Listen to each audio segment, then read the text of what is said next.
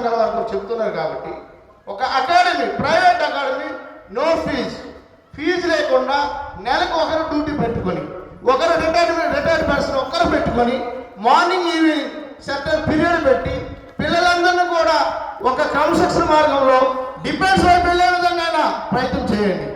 దానికయ్యే ఏదైతే ఎక్స్పెండిచర్ కానీ దానికయ్యే ఫౌండేషన్ కానీ ప్లాట్ఫామ్ మీకు అందిస్తాను.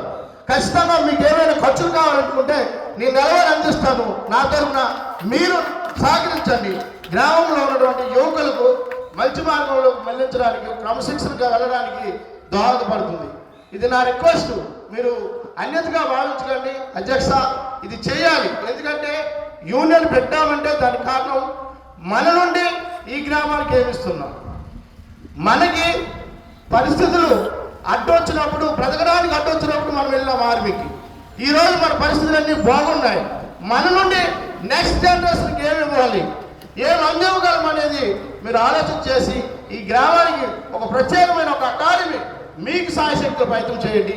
దానికయ్యే ఏదైతే మూలాలు ఉన్నాయో, మౌలిక వనరులు ఉన్నాయో అవి నేను వ్యక్తిగతంగా ఏర్పాటు చేయడానికి సంసిద్ధంగా ఉన్నానని ఈ సభాముఖంగా తెలియజేస్తుంది. అలాగే ఈ యూనియన్లో ముగ్గురు చనిపోయారు.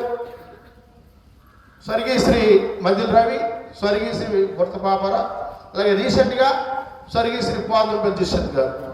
ఈ ముగ్గురికి కూడా నా తరఫున సంతాపాన్ని వ్యక్తం చేస్తున్నాను. ఒకటి, ఆర్మీ అన్నాక ఆ సిస్టమేటిక్గా అలవాట్లు అనేవి